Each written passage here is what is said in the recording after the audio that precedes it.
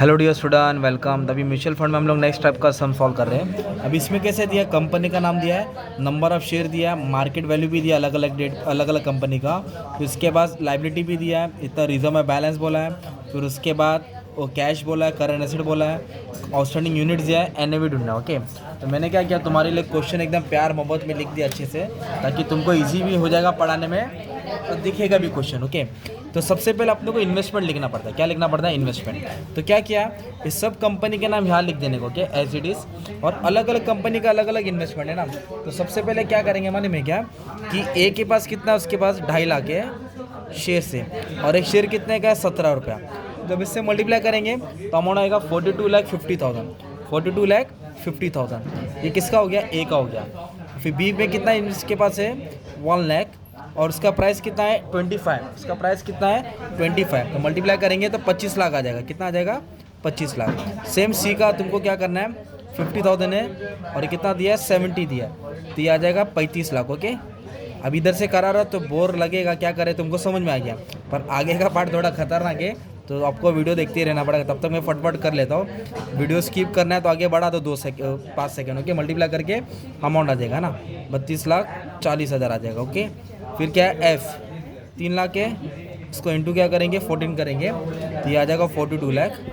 फिर इसके बाद लास्ट वाला 40,000 है, 100 के हिसाब से 40 लाख आ जाएगा।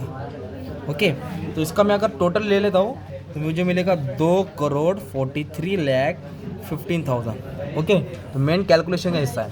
इधर क्या बोला, उसके पास लाइबिलिटीज़ है 15,25,000। तो आपको मालूम है जो भी लाइबिलिटीज़ रहेगा, आउटस्टैंडिंग लाइबिलिटीज़, वो लाइबिलिटीज़ में आएगा। तो इधर लिखेंगे आउटस्टैंडिंग लाइबिलिटीज़। कितना दिया लाइबिलिटीज़? 15,25,000।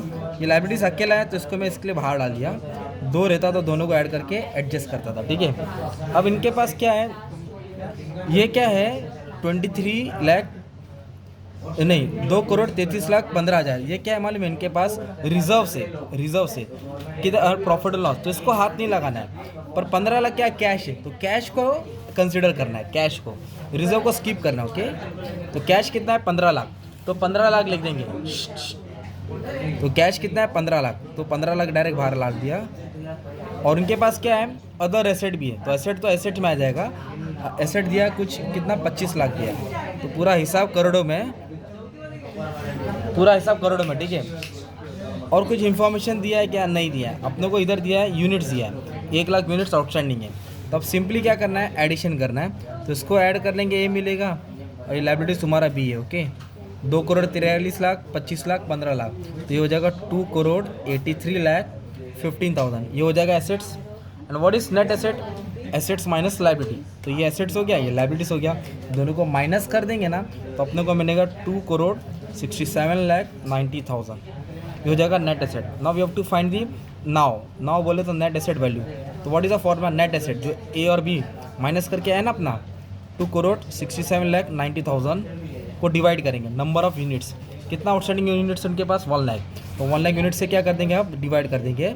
तो यू विल बी गेटिंग 1 2 3 4 5, हाँ, you will be getting NAV of that mutual fund 267.90। Okay, on that date, specific date, इतना उसका एनएवी है। इधर से और बढ़ता है तो फ़ायदा रहेगा, घटेगा तो लॉस होता है। एक सम ये हो गया, और एग्जाम में छोटा मोटा सम कैसे भी आ सकता है, तो अलग अलग टाइप का सम अपलोड कर दिया हो। अब इसमें क्या दिया है, ABCD दिया है, अलग अलग मार्केट प्राइस दिया है, नंबर ऑफ क्वांटिटी दिया 5 लाख। तो बेसिक सम है, इसको इससे क्या कर दिया, मल्टीप्लाई कर दिया। क्या कर दिया? मल्टीप्लाई कर दिया। तो ये हो गया एसेट्स, और यूनिट्स कितना है? 5 लाख, तो एनएवी आ गया। ये भी बेसिक सम हो गया तुम्हारा, सिंपल।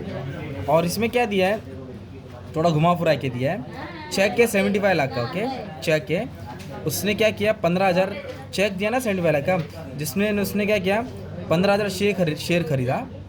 ओके, सी लिमिटेड का, ऐसा बोला है। और क्वेश्चन नंबर 6, तो सी का प्राइस दिया 263.60। अच्छा ठीक है, और सेम क्वेश्चन लेने का था। ओके, सेम क्वेश्चन लेने का था, तो ये इन्वेस्टमेंट हो गया। ओके, मतलब यही क्वेश्चन को उन्होंने फर्दर क्वेश्चन बना के सम सॉल्व करने वाला है। तो मिक्स क्वेश्चन आएगा, ये भी आएगा, पैराग्राफ भी आएगा। तो what will be a solution? तो इन्वेस्टमेंट तो तुम्हारा रेडी है, और क्या लिखा हम लोगों ने, सी कंपनी का शेयर खरीदा, तो सी कंपनी का कितना शेयर खरीदा, 15,000 खरीदा। What is the price of C, 2263.60। Okay, you will be getting 39,54,000। तो टोटल एसेट हो गया 6,39,52,000। ओके, पर उसके पास अलग से ना चेक था ना 75 लाख का, जिसमें से उसने 39 लाख खर्चा कर दिया। 75 लाख था ना, 39 लाख का पूरा इन्वेस्टमेंट शेयर्स में डाला, तो इसको माइनस करेंगे तो कैश मिलेगा। तो कैश कितना मिलेगा, 3546। कितना मिलेगा, 35। मतलब ये इन्वेस्टमेंट है और ये उसने शेयर्स खरीदा और पेंडिंग कैश है। मतलब इन्वेस्टमेंट में 75 लाख ऐड करेगा तो भी सेम ही आंसर आएगा। ओके, सेम ही आएगा। और क्वांटिटी कितना था मालूम है, क्वांटिटी बढ़ गया है। क्यों, कैसे क्वांटिटी बढ़ गया मालूम है, क्योंकि इसके पास पहले 5 लाख क्वांटिटी थी। कितनी क्वांटिटी थी, 5 लाख। और उसने क्या किया मालूम है, क्या एडिशनल यूनिट परचेज किया उसने। और पहला एनएवी कितना था, 119, तो उसको राउंड ऑफ करके 120 बनाया, तो उसके पास इतनी क्वांटिटी हो गई 62,500। फिर इसको 5 लाख पे ऐड करना है, फिर डिवाइड करके नया एनएवी मिलेगा। मतलब क्या किया, जो 75 लाख था ना, ये एनएवी से डिवाइड गया तो इतना क्वांटिटी बढ़ी, और उसके पास क्वांटिटी कितनी थी, 5 लाख थी, और ये ऐड करेंगे तो टोटल क्वांटिटी थी 562,500। इस तरह घुमा फिरा के समय, मतलब फिर से ये था ना, कितना रुपया इन्वेस्ट किया, 75 लाख, और क्या एनएवी था 120, तो इसको डिवाइड किया तो इतनी क्वांटिटी मिली। तो ये और ये ऐड करना है, ये और ये ऐड करना है, फिर इससे डिवाइड करना है, तो नया एनएवी मिलेगा।